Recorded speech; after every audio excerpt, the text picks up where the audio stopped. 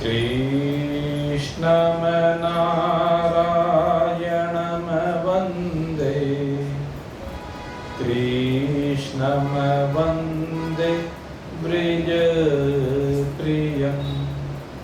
कृष्णं द्वैपायनं वन्दे कृष्णं वन्दे प्रीतासुतं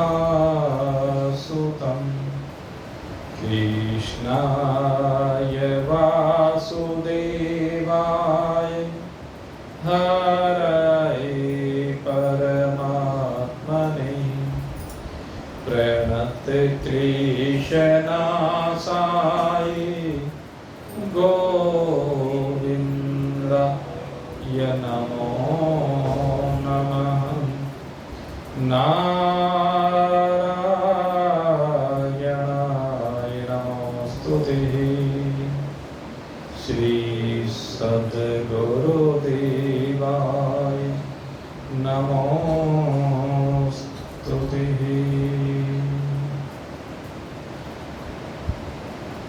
उपस्थित परमार्थ रस पान करने की अभिलाषी जिज्ञासु वृंद, भगवत कृपा से नित्य हम परमार्थ चर्चा का सेवन विभिन्न ग्रंथों के माध्यम से और उन ग्रंथों में विभिन्न भक्तों की जिज्ञासा के माध्यम से और महान पुरुषों के उपदेश के माध्यम से निरंतर सुन रहे हैं, गुण रहे हैं और जीवन में उतार रहे हैं। माता देवहूति भगवान कपिल की शरण में इस भव से पार होने के साधनों के संदर्भ में चर्चा कर रही है। प्रकृति और पुरुष का विवेक प्राप्त करने के लिए वह निरंतर प्रयासरत है और उसी संदर्भ में चर्चा करते हुए कपिल भगवान प्रकृति और पुरुष के विवेक से किस प्रकार से मोक्ष प्राप्त होता है उसकी चर्चा कर रहे हैं और उसकी चर्चा करते हुए विभिन्न साधनों की चर्चा कर रहे हैं। उनमें से कुछ साधनों के संदर्भ में आपने श्रवण किया पूर्व के सत्संग में। उसमें सबसे बड़ी बात जो आई थी, आप परसों बहुत विस्तार के साथ उस विषय के ऊपर चर्चा हुई थी कि प्रत्येक कर्म के साथ गुण और दोष लगे हुए हैं। अब ये हमें चिंतन करना है कि कर्मों में दोष ना आए, क्योंकि जब तक जीवन की यात्रा चल रही है और कर्म के अधीन यात्रा हो रही है तो बहुत सजग रहने की आवश्यकता है। और जब कर्म के बंधन से विनिर्मुक्त हो जाए तो कर्म के बंधन से विनिर्मुक्त होने पर फिर गुण और दोष रहते नहीं है, तब की बात अलग है। आज ये अभी जो आपने दृष्टांत श्रवण किया है, ये दृष्टांत एक बहुत महत्वपूर्ण शिक्षा हमें प्रदान करता है और इसके अंदर छिपे हुए अध्यात्म को हमें देखना आवश्यक है। एक महिला किसी दुकान से कुछ सामान लेकर के आई और जब घर पर आई तो घर पर आने के बाद उसने हिसाब लगाया और हिसाब लगा करके देखा कि जो सामान वो व्यापारी से खरीद कर लाई है खूब अच्छी तरह से सौदा करके लेकर के आई मोल भाव करके लेकर के आए, कोई दोष नहीं। लेकिन जो भाव तय हो गया, तय होने के बाद वो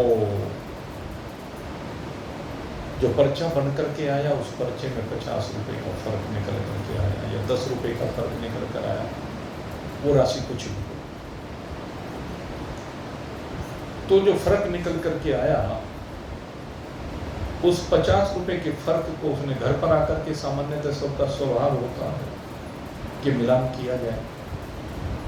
अब मिलान करने के बाद उसने देखा कि उस पर्चे में 50 रुपए का फर्क है। अब उसके दिमाग में एकदम बात बैठ गई, क्योंकि 50 रुपया उस व्यापारी का कम दिया गया।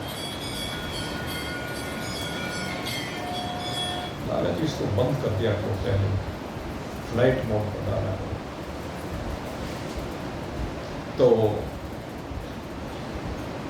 पर्चे में 50 रुपया था। उसने चिंतन किया कि मैंने बहुत मोल भाव किया। मोल भाव करके लिए कोई बुराई नहीं। बाजार में आप सामान लेने जाते हैं, दुकानदार ने 100 रुपये का बताया, आपने कहा नहीं मैं तो 50 का, सौदा 60, 70, 80 जहां भी पड़ गया वो ठीक, उसमें कोई दोष नहीं। लेकिन बाद में जब वो 50 रुपए का योग में फर्क आया, ये तो गलत है, ये तो 50 रुपए उसका कर्जा हो गया मेरे ऊपर। आखिर उससे रहा नहीं गया। पड़ोस के कस्बे से आई थी, अगले दिन फिर से चली और चल करके उस व्यापारी की दुकान पर पहुंची और ले जाकर के पर्चा सामने रख दिया। अब व्यापारी ने पर्चे को देखा तो पहले दिमाग में आया कि शायद कुछ गड़बड़ हो गई, कुछ सामान रह गया या मेरे से गलती से टोटल में फर्क हो गया। इन्हें क्या बात कहेंगी कि आपने कल जो सामान दिया था कि कुछ कम निकला क्या? कि नहीं सामान सब पूरा है। कि कुछ मेरे से गलती हो गई? कि नहीं, गलती नहीं भूल हो गई है। क्या कि इसका जो टोटल आपने किया है उसमें गलती से आप 50 रुपये कम कर बैठे, ये योग गलत है। इसलिए वो 50 रुपया में आपको लौटाने आई। कि कहाँ से आई हो? कि फलानी जगह से। कि तुम वहां से आई, इतना समय, इतना पैसा, 50 रुपए के लिए 100 रुपये तुमने अलग से खर्च कर दिए किराए भाड़े में। क्यों 100 रुपये छोड़ चाहे 200 रुपये खर्च हो जाए, 1000 खर्च हो जाए, लेकिन अगर यदि ये 50 रुपये मैं आपके रख लेती तो जिंदगी भर मेरे हृदय में एक भाव रहता कि फलाने व्यापारी के साथ मैंने धोखा किया है। उससे भूल हुई लेकिन मैंने धोखा किया, मुझे बताना चाहिए। और फिर चलो ना भी रहे, भूल चूक हो भी जाए, अगर मैं ना देखती तो अलग बात थी, लेकिन देखने के बाद जब ये फर्क निकला, अब विषय ये कि ये 50 रुपये आपका कर्ज हो गया मेरे ऊपर। और ये कर्ज मुझे कब, किस योनि में, किस प्रकार से उतारना पड़े,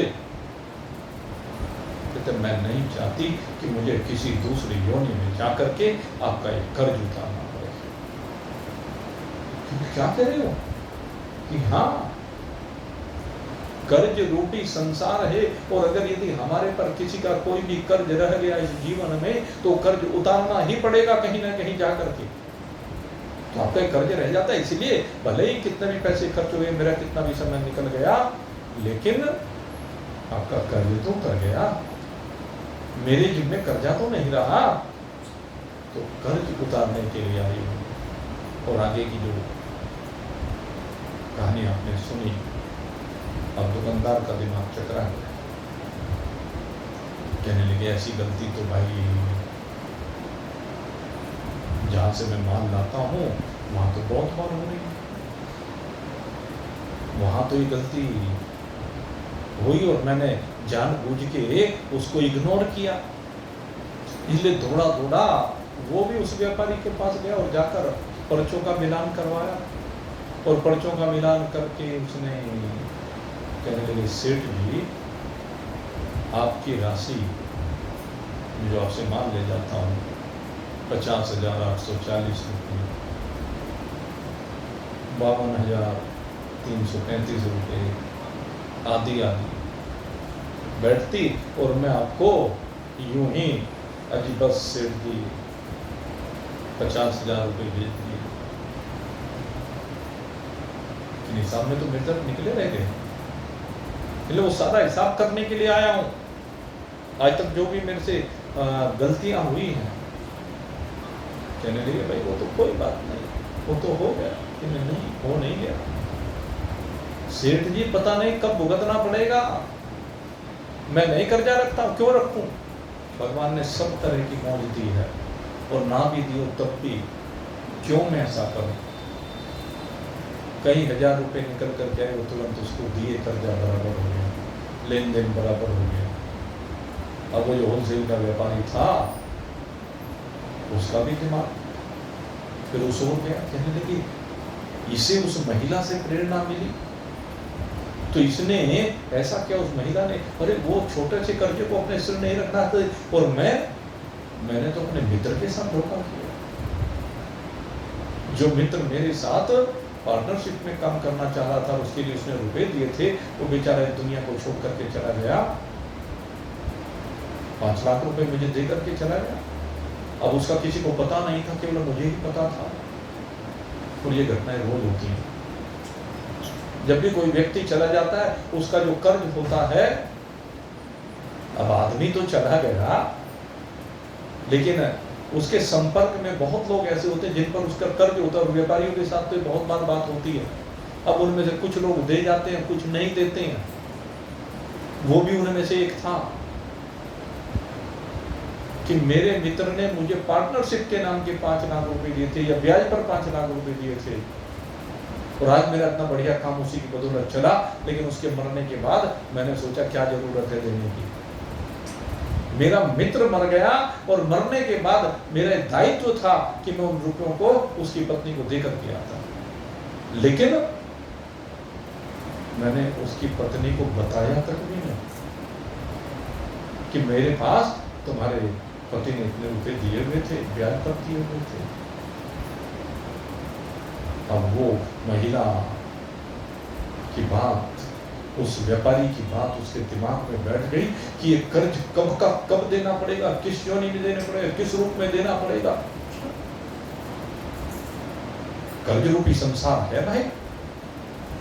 तो ये विचार जैसे उसके दिमाग में आया कि किस योनि में देना पड़ेगा, वो दौड़ा दौड़ा गया उस विधवा महिला के पास, और विधवा महिला के पास जाकर कहने लगा, प्रणाम किया, जानती तो थी, आओ भाई साहब क्या बात कैसे? कि बहुत बड़ी भूल हुई, बहुत बड़ी गलती मैंने की है। मैंने आपसे चर्चा नहीं की।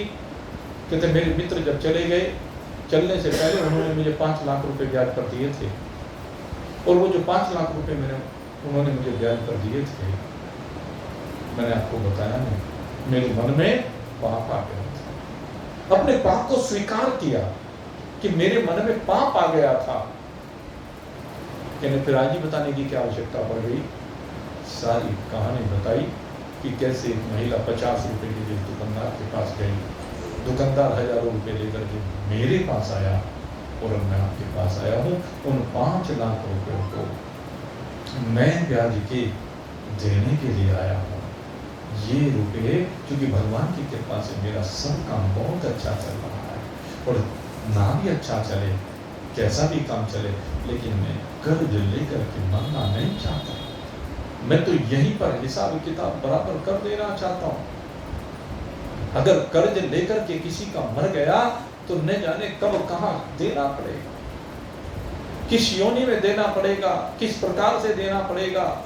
डॉक्टर के रूप में बीमार पड़ करके देना पड़ेगा, कोई डकैती के रूप में देना पड़ेगा, कोई टैक्स के रूप में देना पड़ेगा, न जाने किस प्रकार से देना पड़ेगा। इसलिए मैं इस कर्ज को यहीं निपटाना चाहता हूँ। और संयोग की बात वो महिला वही थी जो 50 रुपये देकर के गई। तो ये क्या ही कर्म का चक्र है भाई। कर्म का पहिया घूम रहा है और कर्म के पहिए के घूमते हुए जीवन का चक्र घूम रहा है। पुनरपि जन्मम पुनरपि मरणम पुनरपि जननी जठरे शयनम यही संसारे खल दुस्तारे कृपया पारे पान मुरारे भज गोविंदम गोविंदम भज मोर। ये घटना हमें प्रेरणा देती है, ये घटना हमें समझाती है, इस ओर इशारा करती है कि भाई अगर जीवन में किसी से कोई गलती हो रही है, उस गलती का निपटारा अब की बार यही कर जाओ। और सत्संगी का तो विशेष रूप से दायित्व बैठता है, चलो कोई भाई जो पापात्माएं हैं उनकी तो हम क्या बात करें, सत्संगी तो पवित्र आत्मा होती हैं। तो पवित्र आत्माओं का तो दायित्व यही बनता है कि अगर कभी गलती से इस तरह का काम हो भी रहा हो तो उसमें भूल सुधार कर लेना चाहिए। आप किसी के मान लीजिए जैसे बीच में उसका है कि 50,840 रुपये बैठते थे, 50,000 दे दिए। हाँ, अगर यदि 840 रुपये आप रिक्वेस्ट करके उसमें कंसेशन कराते हैं वो एक अलग विषय कि जी इतना बैठ रहा है, सेठ जी अगर आप वो चीज़ समझे तो इतने रुपये का कंसेशन कर दीजिए। तो फिर उसके 50 840 है नहीं, उसके 50 ही रह गए। आपने 50 दे दिए, कोई दिक्कत नहीं। लेकिन अगर यदि उसमें आप गड़बड़ करते हैं तो ये भाई कभी का कभी देना ही पड़ेगा अगर उससे बचना चाहते हो। क्योंकि हम तो ये चाहते हैं कि जो लौकिक यात्रा है, इस लौकिक यात्रा में किसी भी सत्संगी के ऊपर कोई उंगली उठाने वाला ना मिले। हर महान पुरुष यही चाहता है कि कोई भी कहीं भी कोई उंगली ना उठा दे। हम जबान के पक्के हों, हम व्यवहार के पक्के हों। और सबसे बड़ी बात है, ये कर्म बंधन से मुक्ति का तरीका भी यही है कि जीवन में सत्यता है। अगर हमारे जीवन में सत्यता आएगी तभी तो आगे सत्य स्वरूप परमात्मा को प्राप्त कर पाएंगे। यही तो कपिल भगवान देवहूति को समझा रहे कि हे मां, एक बात मैं पूछना चाह रहा हूँ, कहना भी चाह रहा हूँ। उस आदमी ने उस औरत के पति से 3 लाख रुपये 5 लाख रुपये जो भी लिए और 15 साल तक उसने वो पैसा इस्तेमाल किया और इसी से उसकी इतनी तरक्की हुई। और 15 साल बाद आने में उसे यह अप्लाई कि मुझे पैसे वापस करने चाहिए। तो अगर वो पैसा जब उसके दिमाग में ये आ गया कि वो कोई दोस्त मेरा मर गया, पैसे देने की क्या जरूरत है, किसी को पता तो है नहीं, तो मैंने उसे ले रखे। तो इन 10 12 15 साल तक उसने तरक्की कैसे की? उसने कैसे इतना पैसा कमा लिया जो मैं ब्याज के उससे दिया? उन 15 सालों में उसने दर्द तो नहीं था। देखो नियत का आपका मर गया तो मुझे पैसे देने की क्या जरूरत है? आपका जो संशय है वो जायज है, लेकिन क्या है, ये प्रारब्ध का चक्र है। उस प्रारब्ध के चक्र में क्या है कि पूर्व में किए हुए कर्मों का फल होता है। लाभ या हानि उस रुपए की वजह से नहीं। अगर यदि वो ना देता तो उसका दंड भी निश्चित रूप से भुगतना पड़ेगा। ऐसा नहीं हो सकता कि दंड ना भुगतना पड़े, भुगतते हैं। और हो सकता है बीच में भी कुछ किसी रूप में उसने भुगता हो। ये तो एक प्रेरणा देने के लिए दृष्टांत है। ये जो सुरेश जी ने आज ये दृष्टांत सुनाया है, ये प्रेरणा देने के लिए, क्योंकि हम इसको सत्य घटना के रूप में कहें या ये कहें कि ये एक प्रेरणास्पद दृष्टांत है, वो तो जिस भी रूप में कहें। असली बात यही है कि भाई जो लिया हुआ कर्ज है वो दिए बिना बराबर होने वाला नहीं है। और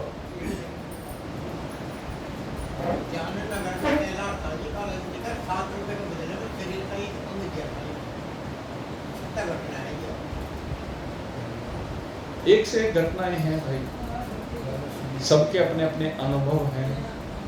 ठीक है, मेन विषय जो है, हम विषय पर आते हैं कि विषय तो ये है कि भाई जीवन में सत्यता हो। हम योग की तरफ बढ़ रहे हैं और योग की तरफ जब बढ़ते हैं ना तो सबसे पहले योग की शुरुआत यहीं से होती है।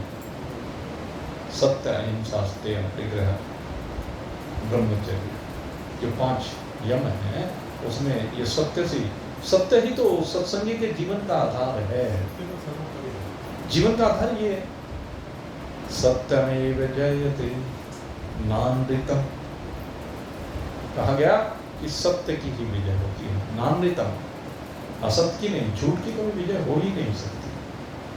और वो जो इन्होंने डॉक्टर साहब ने कहा ना, ये कुछ समय के लिए हमें लग सकता है, क्योंकि पहला प्रारंभ जब तक बासी रोटी खा रहे हैं। तो एक घटना हमारे गुरुदेव सुनाया करते थे। एक बार क्या हुआ कि एक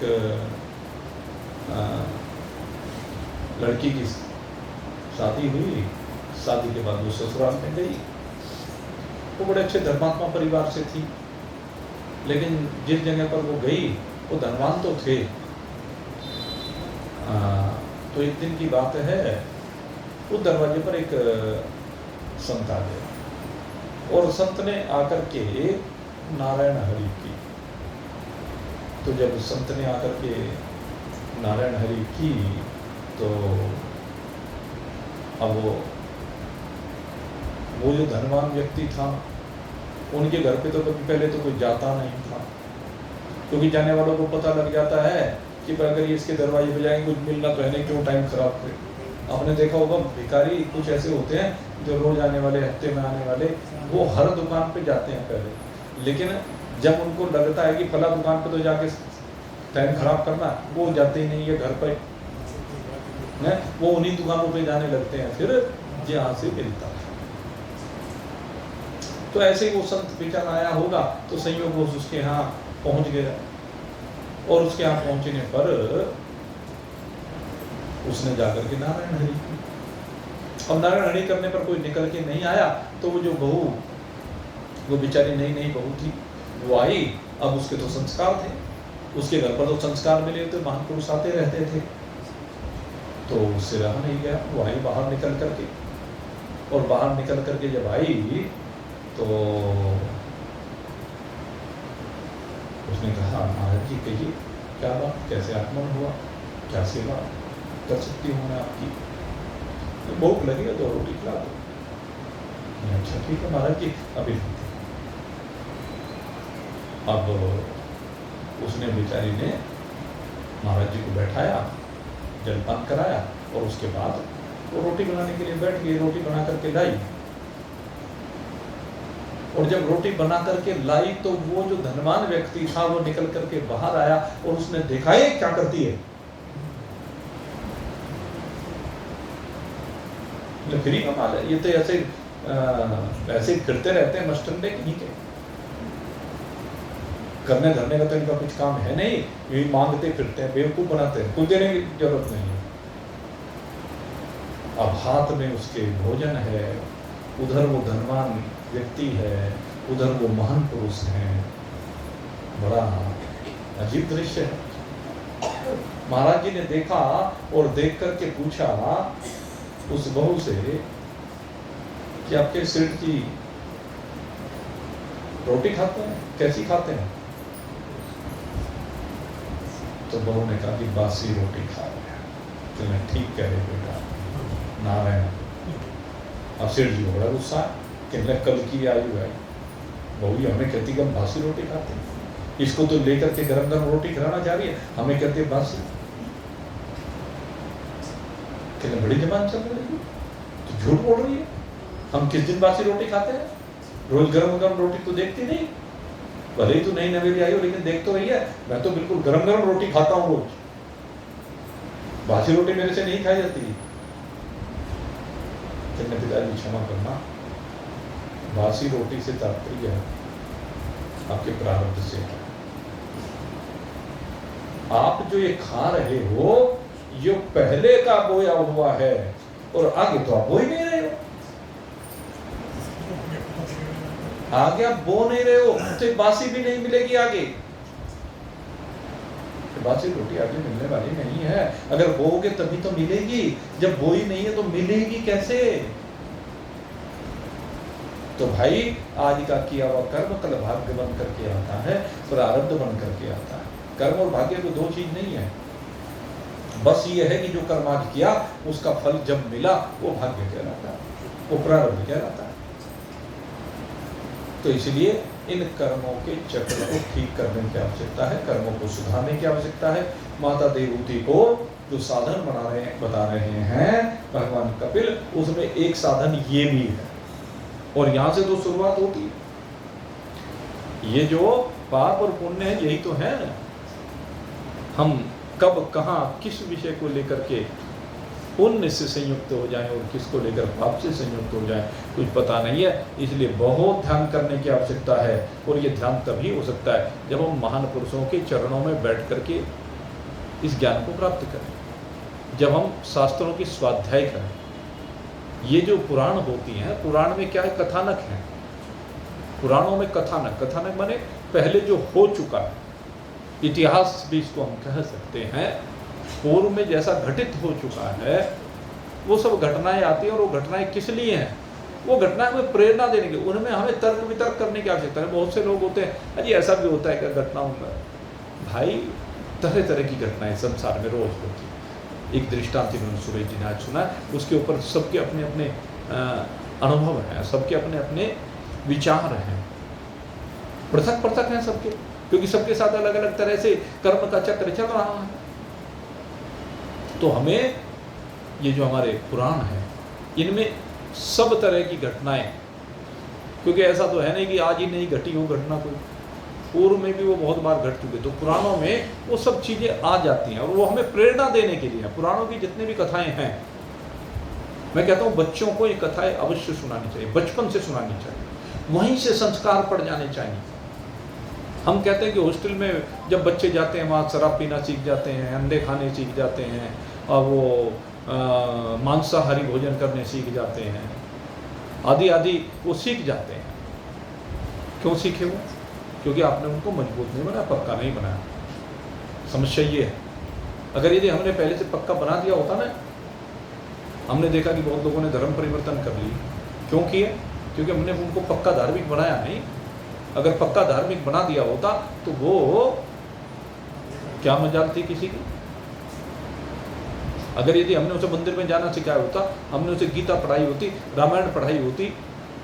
समस्या क्या है कि बच्चे कहानियों से सीखते हैं, इसलिए पुराणों का अध्ययन उनके लिए बहुत जरूरी है। मैं इस बात को कहता हूँ, क्योंकि गीता तो इतनी जल्दी समझ में नहीं आती है। गीता तो तब समझ में आएगी जब थोड़ी थोड़ी छोटी छोटी बातें हमारे समझ में आ जाए। इसलिए पहले उनको ये रामायण और ये श्रीमद् भागवत, ये पुराण, ये श्रीमद् भागवत बहुत दिव्य पुराण है। इसमें हर तरह की घटना आती है। बच्चों को कैसी शिक्षा देनी चाहिए, ध्रुव और प्रहलाद के दृष्टांत हमें बताते हैं। नचिकेता का बहुत सुंदर प्रसंग आता है, आरोनी उपमन्यु के बड़े सुंदर प्रसंग आते हैं। तो ये जो प्रसंग हैं हमारे ग्रंथों में, इनको बचपन से हम सिखाएं उन्हें। केवल ये कि जो स्कूली पढ़ाई है उस तक सीमित ना रखें। पहले दादी नानी की कहानियाँ कहा करते थे, वो दादी नानी की कहानियाँ बड़ी कीमती हुआ करती थी। वो उनके अंदर संस्कार वहीं से बैठ जाते थे। संस्कार बच्चों को देने की आवश्यकता क्यों है? क्योंकि बच्चा कोरी किताब होता है, और जब कोरी किताब होती है तो उस पर लिखना बड़ा आसान होता है, और बच्चे की पकड़ बहुत बढ़िया होती है। छोटा सा बच्चा बहुत पकड़ कर लेता है, और जो बड़ा आदमी हो जाता है उसके अंदर इतना कूड़ा कचरा भर चुका होता है, उसकी सारी किताब भर चुकी होती है, सारे को लिखाई हो चुकी होती है। उस लिखाई के ऊपर जब लिखाई करते कुछ समझ में नहीं आता। वो तो जैसे भीड़ जंगल होता है ना, उसमें भटक जाता है। ऐसे बड़ा आदमी को समझाना बड़ा मुश्किल है भाई, बच्चे को समझाना बड़ा आसान है। तो इसलिए संस्कार बच्चों को दिए जाने चाहिए, अगर यदि आप चाहते हैं कि वो अपने धर्म पर अड़ा रहे, वो सेवा के धर्म पर अड़ा रहे, वो माता पिता की सेवा करनी सीखे, वो बड़े बुजुर्गों की सेवा करना सीखे, वो धन के चक्कर में उनको भुला न दे। अभी एक हरियाणा में घटना घटी, अभी टीवी पर दिखाई, अखबार में आई, मैंने पढ़ी कि एक व्यक्ति, वो बेचारा गुप्ता जी थे, वो कोई क्या नाम तो मेरे ध्यान नहीं रहा, तो वो एक्सपायर हो गए। वृद्ध आश्रम में रहते थे बेचारे, अपने घर को छोड़ करके वृद्ध आश्रम, क्योंकि कोई साथ में था ही नहीं। 3 बेटियां, बेटा शायद कोई नहीं, 3 बेटियां अंतिम संस्कार करने के लिए भी कोई बेटी नहीं आई। क्यों? उसके पीछे उन गुप्ता जी के संस्कार ही हैं भाई। मैं तो एक उन्होंने अगर यदि संस्कार दिए होते तो वे बच्चे उनके लिए वहां खड़े होते, वो इतने स्वार्थी ना होते कि अंतिम समय में वहां पर उपस्थित ना हो, जो अपने पिता के लिए नहीं आया। इसका मतलब संस्कारहीनता ही तो है कहीं ना कहीं। ठीक है, व्यवस्था भी कभी हो जाती है तो व्यवस्था दिखाई देती है, अगर कोई व्यवस्था किसी की हो गई। अब 3 बेटियां और तीनों बेटी दामाद, मान लो उनके बच्चे हैं, नाती नातिन सब हो रहे होंगे, लेकिन क्योंकि वो उनको रामायण पढ़ाई नहीं। अगर रामायण पढ़ा दी होती तो सबसे पहला सूत्र भगवान ने यही तो दिया कि प्रातः काल उठ के रघुनाथा मात पिता गुरु ना वही था। संस्कार तो यहीं से शुरू हुए, ये हमने दिए कहाँ? तो ये हमें सिखाना पड़ेगा। महान पुरुषों के चरण छुआने अगर यदि बच्चों को सिखाने हैं तो अपना आप छूने शुरू कर दो, अपना आप छुएंगे। विचार करके देखें, बच्चों को तो यही पता नहीं कि बाएं हाथ से छूने कि दाएं हाथ से छूने या दोनों हाथ से छूना। एक ड्रामा मात्र रह गए। तो ये संस्कार ना देना हमारी गलती। तो सत्संगियों के संस्कार अवश्य दिए। यहीं से नींव पड़ती है भाई, यहीं से कर्म सुधरते हैं भाई, यहीं से सत्य जीवन में आता है भाई, यहीं से अहिंसा जीवन में आती है। जिस बच्चे को बचपन में पता चल जाए कि अंडा खाना हमारे धर्म के विरुद्ध है, जिस बच्चे को पता चल जाएगा कि शराब पीना ये महाविनाश का कारण है, जिसको पता चल जाएगा कि मांसाहार जीवों की हत्या करना बहुत बड़ा पाप है, तो क्या वो जीवन में कर पाएगा? आप विचार करके देखें। हमने तो देखा भाई, हमारे बड़े बुजुर्ग जो हुआ करते थे वो बड़े समझदार हुआ करते थे। घर में प्याज लहसुन की तो बहुत दूर की बात है, प्याज भी नहीं आता था कभी, कभी होता ही नहीं था प्याज किसी के घरों में। जो अच्छे परिवार होते थे, समझदार धार्मिक परिवार होते थे, उनके यहाँ ये चीज होती नहीं थी। सीधे सच्चे मार्ग पर चलने वाले, सादा वस्त्र पहनने वाले, सादा भोजन करने वाले, एक रास्ते के चलने वाले हुआ करते थे, क्योंकि उनको संस्कार मिलते थे पीढ़ी दर पीढ़ी। आज बच्चे बैठते कहाँ हैं किसी के पास? ये समस्या आ गई है। तो इसमें सुधार अगर यदि हो तो निश्चित रूप से तभी तो परमार्थ की ओर बढ़ेंगे। और तभी भाई बूढ़ा व्यक्ति और बच्चा दोनों का एक मन होता है। ये कहावत है, जैसे बच्चा बचपन में चाहता है कि उसके माता पिता हर समय उसके साथ रहे, उनकी छत्र छाया में रहे, ऐसे बूढ़ा चाहता है कि मेरे बच्चे हर समय मेरे साथ रहे। जिस तरह से मैंने उंगली पकड़ करके उनको चलना सिखाया है, ऐसे वो बूढ़े भी चाहते हैं कि मेरी उंगली पकड़ करके अब ये मुझे सहारा दें। सीधी सी बात है, जैसे मैंने इनको खाना खिलाना सिखाया है, ऐसे अब ये बुढ़ापे में जब मेरी आवश्यकता तो ये मुझे खिलाएं। हर एक, लेकिन ये खिलाएंगे कैसे? जब संस्कार दे रखे होंगे तभी तो खिलाएंगे। जब उन्हें सन्मार्ग पर चलाया होगा तभी तो चलेंगे। ये बहुत जरूरी है। तो खैर, कबीर भगवान कहते हैं कि हे माते, ये पाप और पुण्य कर्मों का दोष हर कर्म के साथ जुड़ा हुआ है, और ये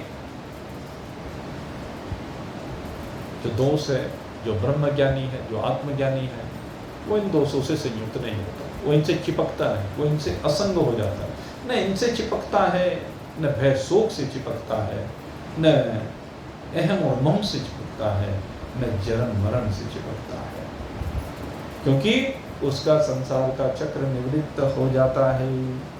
वो क्या करता है कि ना, योग साधन करता है, श्रद्धा पूर्वक अभ्यास करता है, चित्त को बारंबार एकाग्र करके वो मेरे में लगाता है और सच्चे भाव से लगाता है।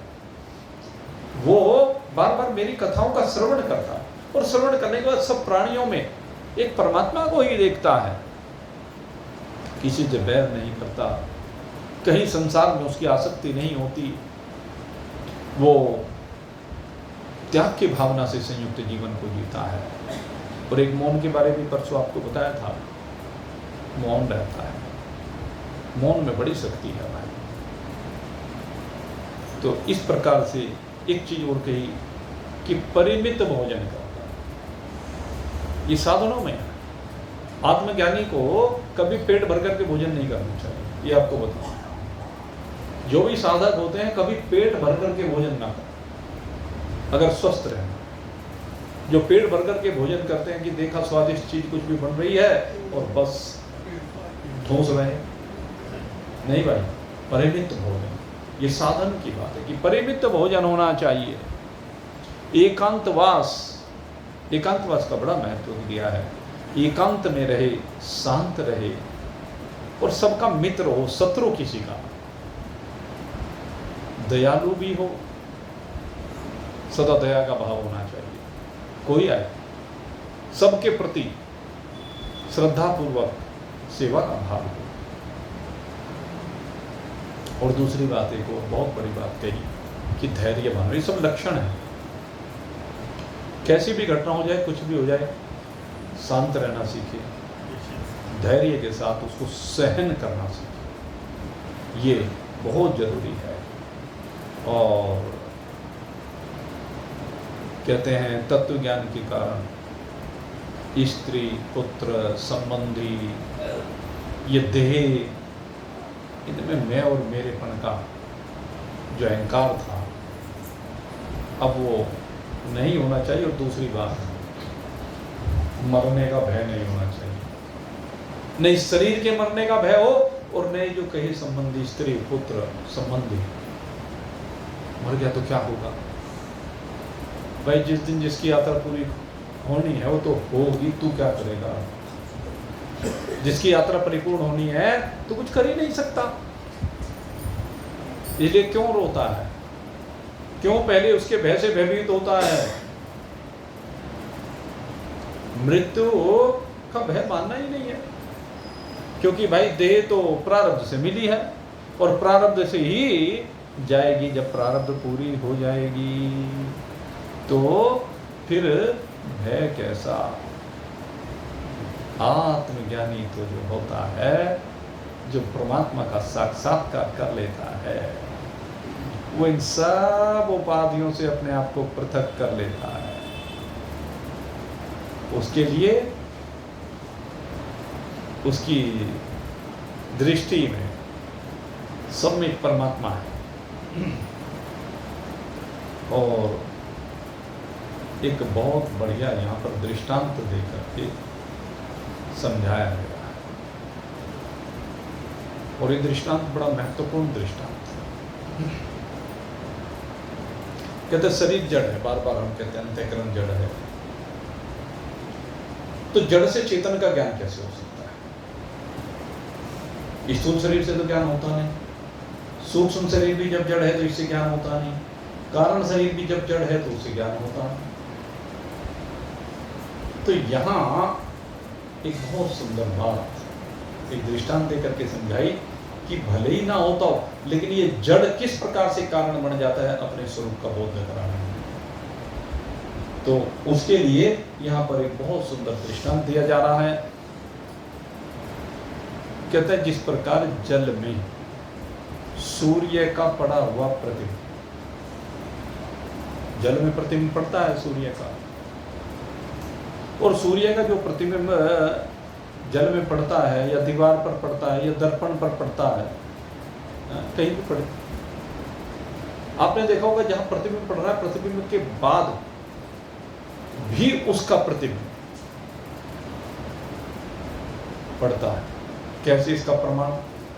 दर्पण इसमें सबसे सुंदर उदाहरण है। दर्पण के ऊपर जब सूर्य की किरणें आकर पड़ती है तो दर्पण में हमें सूर्य दिखता है, लेकिन उसके बाद सूर्य की किरणें वहां से रिफ्लेक्ट होकर के किसी तीसरी जगह पर पड़ती है कि नहीं पड़ती? तो वो जो तीसरी जगह पर पड़ रही है, यद्यपि दर्पण को सूर्य की किरणें प्रभावित कर सकती हैं, दर्पण उससे गर्म हो सकता है, लेकिन जो दीवार पर उसका प्रतिबिंब पड़ता है, प्रतिबिंब का भी प्रतिबिंब, क्या उसके अंदर इतनी सामर्थ्य होती है? धीरे धीरे घटता चला गया शक्ति सामर्थ्य। और सरोवर में जब प्रतिबिंब पड़े तो सरोवर में पड़े हुए प्रतिबिंब का भी प्रतिबिंब दीवार पर पड़ता है, तो यहाँ पर क्या समझाना चाह रहे हैं, दीवार की बात तो वो है ही है, उसके अलावा कहते हैं कि दीवार पर पड़ा हुआ जो अपने आभास के संबंध से देखा जाता है, जल में दिखने वाला जो प्रतिबिंब है, अब जल में सरोवर में जो दिख रहा है सूर्य, है क्या वहां? है तो नहीं ना, लेकिन कहते हैं उसी से सूर्य का ज्ञान हो जाता है कि सूर्य है। कहते हैं ठीक इसी प्रकार से ये जीव क्या है? अविद्या, अविद्या उपहित चेतन, अविद्या में चेतन का प्रतिबिंब, इन तीनों से मिलकर के ये जीव बना है। अविद्या माने कारण शरीर, अविद्या माने रजगुण प्रधान, जिसको मलिन सत्वगुण कहते हैं, उसमें परमात्मा का प्रतिबिंब पड़ता है, जिसको हम चिदाभास कहते हैं। तो कहते हैं जो चिदाभास है, इस चिदाभास से ही जो चैतन्य परमात्मा है, जो चित्त परमात्मा है, उसका बोध होता है। जैसे सरोवर के प्रतिबिंब से सूर्य का ज्ञान होता है, ऐसे ही इस चिदाभास के द्वारा हमें परमात्मा का बोध होता है। सब कुछ जड़ है, ये बात ठीक है, लेकिन उस जड़ प्रतिबिंब को देखकर सूर्य का, चेतन सूर्य का ज्ञान हुआ। उसी प्रकार से इस चिदाभास के द्वारा जो इसको चैतन्यता देता है, जो कर्ता भर्ता भाव लाता है, ये सारा भाव इस चिदाभास के कारण है। परमात्मा का जो प्रतिबिंब पड़ता है, परमात्मा की जो किरणें पड़ती हैं, परमात्मा की जो शक्ति प्रवेश करती है, तो उसी से ज्ञान होता है। और कब होता है? कहते साधक जब अपने आप को तपाता है तो उसका सारा मैल दूर हो जाता है। साधक जब अपने आप को तपाता है, दीपक में ज्योत जलती है, और जलते जलते जलते जब वो सारा घृत खा पी जाती है, तो आखिर में वो स्वयं भी निवृत्त हो जाती है। इसी प्रकार से ये जो साधक होता है, ये पवित्र होते होते, जलते जलते, कीचड़ निकालते निकालते एक समय ऐसी स्थिति आती है कि ये बिल्कुल अपने इस शरीर भाव को निवृत्त कर देता है। और शरीर भाव के निवृत्त होने के बाद क्या स्थिति होती थी? जैसे सब समिधाएं, समस्त घृत, समस्त सामग्री अग्नि में जल करके भस्म हो जाती है, और अग्नि भी निवृत्त हो जाती है। उसी प्रकार से सब कुछ निवृत्त हो जाता है, और रह जाता है केवल ये जीवत्व। और जब ये जीवत्व अपने आप में शेष रह जाता है, ये जीवत्व ही इसको परमात्मा का बोध कराता है। जीवत्व में जो बाकी सब चीजें जुड़ी हुई हैं, उनको हटाना चाहिए। और वो चीजें क्या हैं? स्थूल शरीर और स्थूल संसार, फिर सूक्ष्म शरीर और सूक्ष्म संसार। स्थूल और सूक्ष्म संसार के हटने पर सारा मल निवृत्त हो जाता है। और जिस प्रकार से सोने को तपाए जाने पर सोने का सारा मैल जल करके समाप्त हो जाता है और शुद्ध सोना रह जाता है, उसी प्रकार से ये कारण शरीर भी जब स्थूल और सूक्ष्म शरीर निवृत्त हो जाते हैं, कारण शरीर में विराजित ये चिदाभास, ये अपने वास्तविक स्वरूप का बोध करा करके ये भी निवृत्त हो जाता है। तो ये कपिल भगवान कहते कि माता, ये ही आत्मज्ञान का तरीका है। क्योंकि देवहूति ने पूछा कि दोनों मिले हुए हैं, पुरुष और प्रकृति एक दूसरे के आश्रय में रहने वाले हैं, तो प्रकृति कैसे निवृत्त होती है? तो यही तरीका कपिल भगवान ने बताया है कि प्रकृति पुरुष में से निवृत्त हो जाती है, जलकर की भस्म हो जाती है, और आत्मचिंतन में लगा हुआ समस्त भोगों को त्यागने वाला त्यागी पुरुष धीरे धीरे इन बंधन से बाहर निकल जाता है। ब्रह्मलोक पर्यंत सभी प्रकार के जो भोग हैं, उनसे उसको वैराग्य होता है। और धैर्यवान भक्त मेरी महती कृपा से तत्व ज्ञान को प्राप्त करके आत्म अनुभव के द्वारा सारे संशयों से मुक्त हो जाता है। लिंग देह का नाश होने पर एकमात्र मेरे आश्रित और स्वरूप भूत केवल्य संगत मंगलमय पद को सहज में ही प्राप्त कर लेता है। और यहाँ पहुँचने पर योगी फिर लौटकर नहीं आता है। यद गतवान निवर्तेतः योगी लिंगा विनिर्गमे। ये जो भगवान श्री कृष्ण ने गीता जी में कहा था ना 15वें अध्याय में, पुरुषोत्तम योग, यद गतवान निवर्तन्ते तद धाम परमम मम। उसको थोड़ा सा बदल करके यहाँ भगवान वेद व्यास जी ने, वैसे तो वो भी भगवान वेद व्यास ने लिखी हुई है गीता जी, क्योंकि महाभारत से निकली है, उन्हीं की रचना है, लेकिन यहाँ पर थोड़ा सा इस श्लोक को थोड़ा सा बदल करके रख दिया। शब्दों का बदलाव है, बात वही है। यद गतवान निवर्तेत, निवर्तन्ते के बजाय निवर्तेतः, किसके लिए? योगी लिंगा विनिर्गमे। वो योगी फिर लौट करके नहीं आता है, अपितु वो प्राप्नोति हंजसाधीरः स्वदृशान छिन्न संशय। वो अपने वास्तविक स्वरूप का दर्शन अपने आप में कर लेता है। और जो योगी के लिए इन साधनों के बल से अनेकानेक प्रकार की शक्तियां सिद्धियां भेजी जाती हैं, वो मायामयी अनिमादि सिद्धि, इनमें वो फंसता नहीं है।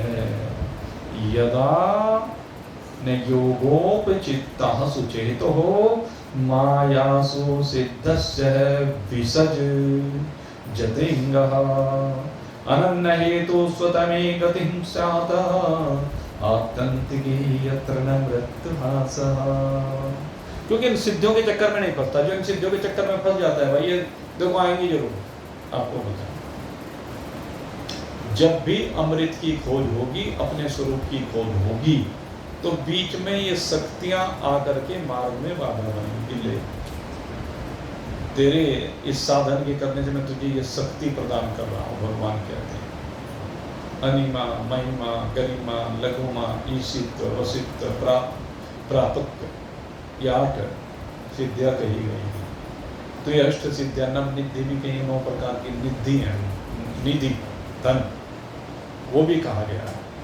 तो वो सब आकर के इनके प्रलोभन में फंस जाए, इनके चक्कर में फंस जाए, इनके चक्कर में फंस करके चमत्कार दिखाने लगे, तो फिर धीरे धीरे क्या होता है, वो उन्हीं के चक्कर में फंस जाता है, आगे का रास्ता भूल जाता है। जैसे आजकल वो चल रहे हैं हमारे, देखो वो शास्त्री, हनुमान जी ने कृपा करके सिद्धि दे दी है, और उसका प्रयोग चल रहा, तो उसके प्रयोग से ठीक है, सबको, जनता को भी अच्छा लगता है, सबको अच्छा लगता है। लेकिन अगर योग मार्ग की बात करें तो कहते हैं कि ये सिद्धि प्रयोग करने के लिए नहीं होती। योग दर्शन में स्पष्ट लिखा है, यहाँ भी भगवान ने स्पष्ट किया कि उन सिद्धियों में फंसता नहीं, क्योंकि फंस गया तो उसका परमार्थ गड़बड़ हो गया। यहाँ लोक तो सुधर रहा दिखता है, लेकिन परमार्थ के रास्ते से वो बीच में अटक गया, और जिस दिन समझ आती है फिर आगे बढ़ जाता है, उसको एक तरफ रख करके फिर आगे बढ़ जाता है। भगवान जब कृपा करे या जब उसकी समझ में आ जाए, दोनों ही बातें सबके लिए है ये बात। तो इसलिए कहा इन सिद्धियों के चक्कर में नहीं पड़ना चाहिए। और मैं तो भाई सबको वैसे भी कहना चाहता हूँ, जहाँ चमत्कार चमत्कार से होते हैं वहाँ धक्के मत खाए। ये उलझाव है, ये बेवकूफ़ियाँ हैं। अगर हम इन चक्रों में पड़ते हैं तो ये हमारी बेवकूफ़ी है, उनकी नहीं, हमारी बेवकूफ़ी है कि हम इन चक्रों में पड़ जाते हैं। हम अगर किसी महान पुरुष की साधना को डामाडोल कर रहे हैं, ये भी तो ये है ना, हम उसको वो हमारे चक्कर में फंस रहा है, हम उसके चक्कर में फंस रहे हैं, दोनों रास्ते से भटक रहे हैं। तो इसलिए इन चक्रों में नहीं पड़ना चाहिए। दूर से हाथ जोड़ के, ठीक है, भगवान ने उसके ऊपर कृपा की, उसने साधना की, उसके पास सिद्धियाँ नवा है, लेकिन आप उसके चक्कर में मत फंसो। अजी उसको मिल गए, देखो पता तो करो कैसे मिली, मैं भी कोशिश करता हूँ मुझे भी मिल जाए। वहीं भटक गया। फलाने को फलाना पद मिल गया, भाई पता नहीं कैसे कैसे तिकड़मबाजी करके मैं भी वही तिकड़मबाजी करूँ, फंस गए। अरे फंसने के लिए नहीं आए हैं, फसाव से बाहर निकलने के लिए आए, मुक्त होने के लिए आए। बार बार जन्म में मरने के लिए थोड़े ना आए। तो यही बात कपिल भगवान देवहूति माता को समझा रहे हैं और कहते हैं कि योगी का जो चित्त है वो इन अनिवार्य सिद्धियों में, जिनकी प्राप्ति योग के सिवा दूसरा कोई साधन नहीं है, नहीं फंसता, तो उसे मेरा वह अविनाशी परम पद आत्यंतिक ही यत्न मृत्यु हास है, जहाँ पर मृत्यु की भी दाल नहीं करती, जहाँ पर मृत्यु रहती नहीं, जहाँ पर केवल अमरता है, जहाँ पर परमात्मा है, जहाँ पर परमात्मा है, बस उसके अलावा और कुछ नहीं।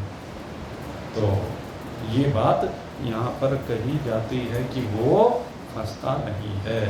तो इस प्रकार से माता देवहूति को ये उपदेश किस प्रकार से विवेक होने पर मोक्ष की प्राप्ति होती है वो बता रहे हैं। और इसी के अंतर्गत अब विषय आता है अष्टांग योग की विधि का।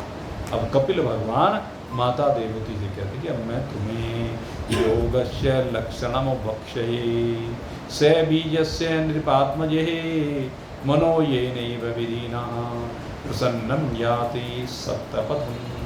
हे माते, अब मैं तुम्हें, जैसे माता नहीं कहा यहाँ पे, यहाँ पर कहा नृप आत्मजे, राजा की बेटी का।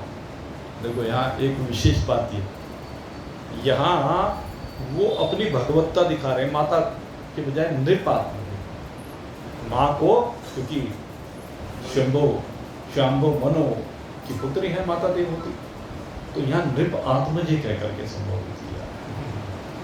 तो यहाँ पर गुरु शिष्य भाव सामने आया। संबंध कुछ भी हो, लेकिन ये सबसे बड़ा संबंध है गुरु और शिष्य का। जब तक गुरु और शिष्य के बीच में ये संबंध नहीं होगा, तब तक उसको ज्ञान की प्राप्ति नहीं हो सकती। इसलिए नृप आत्मजे कह करके यहाँ पर माता को संबोधित किया है भगवान ने।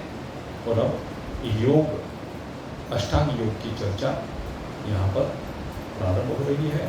तो इस चर्चा को भी आपके सामने रखेंगे, लेकिन ये चर्चा अब कल रखेंगे।